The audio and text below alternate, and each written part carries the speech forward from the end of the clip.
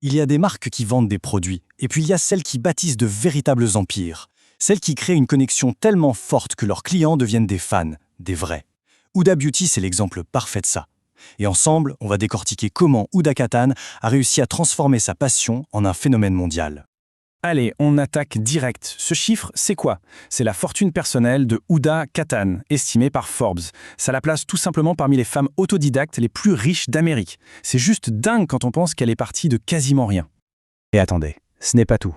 Ce chiffre-là, 48 millions, c'est sa communauté rien que sur Instagram.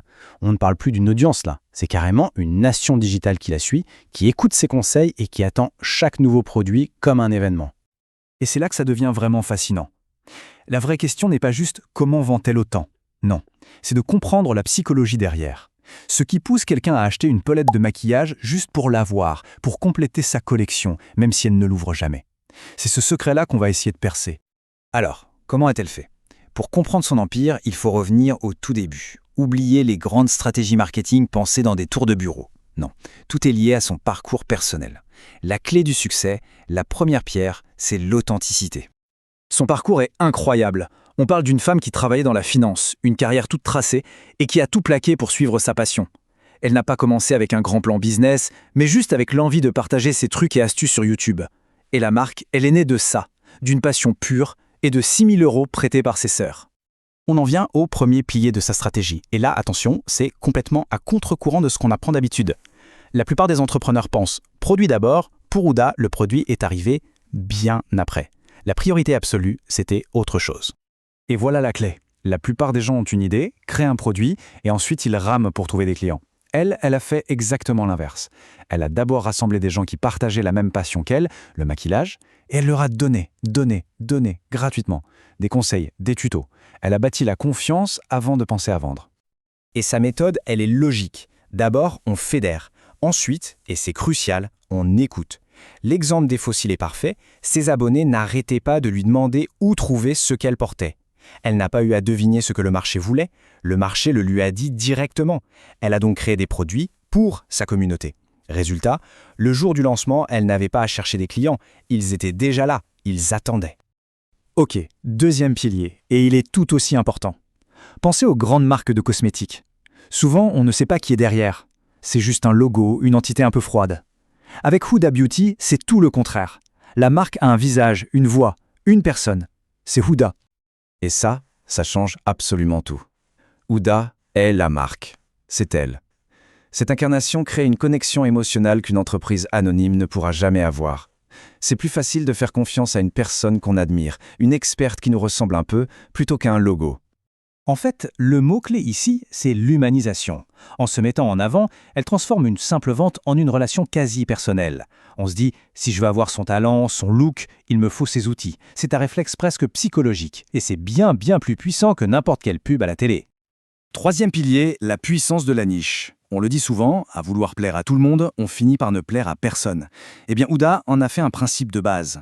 Dans un marché des cosmétiques complètement saturé, c'était la seule voie possible. Elle n'a jamais cherché à séduire le marché de masse. Au contraire, elle a choisi son camp. Elle a ciblé une clientèle passionnée, une clientèle qui, peut-être, ne se reconnaissait pas dans les standards de beauté de l'époque. Elle a planté son drapeau et a dit « voilà pour qui je suis là ». Pour bien comprendre, il faut se remettre dans le contexte. À l'époque, la grande tendance, c'était le maquillage naturel, le fameux no make-up look.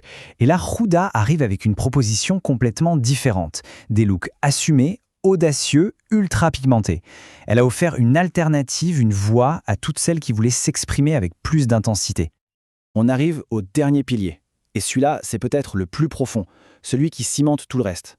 On ne parle plus du produit, ni même de comment il est fait. On parle du pourquoi. C'est ça qui transforme une bonne marque en une marque culte. Le pourquoi, c'est tout simple. C'est la mission de la marque. C'est sa raison d'être, au-delà de juste faire de l'argent. Et pour Huda Beauty, la mission, ce n'est évidemment pas de vendre du rouge à lèvres. C'est bien plus que ça. Regardez bien la différence. D'un côté, on a le « quoi », des produits de beauté. De l'autre, le « pourquoi », la confiance en soi, l'émancipation, le pouvoir de s'exprimer. Le produit, ce n'est que l'outil. Ce qu'on achète vraiment, c'est la promesse derrière. On n'achète pas un fond de teint, on achète le sentiment d'être invincible. Voilà, tout est dit dans cette phrase. Évidemment, la qualité du produit doit être là, mais ce n'est pas le moteur principal de l'achat. Quand on achète Huda Beauty, on achète une part de sa vision. On adhère à une idée de la beauté comme un outil de puissance personnelle. Bon, on a vu les 4 piliers. La communauté d'abord. L'incarnation par la fondatrice. Le choix d'une niche. Et la vision. Mais si on devait tout résumer, tout distiller en une seule idée, ce serait quoi le secret ultime? Le secret, au fond, il est là. À une époque où tout est algorithme, data et impersonnel, Huda Beauty a construit son succès sur la chose la plus simple et la plus puissante qui soit, la connexion humaine. Elle a mis un visage, une histoire et une mission derrière ses produits. Et toute cette histoire, ça nous pousse à réfléchir. Pensez-y une seconde, les marques qui comptent vraiment pour nous, est-ce qu'on les suit juste pour ce qu'elles vendent ou parce que, comme Huda, elles représentent quelque chose de plus grand? Le marketing du futur, ce n'est peut-être pas plus de technologie, mais juste plus d'humanité.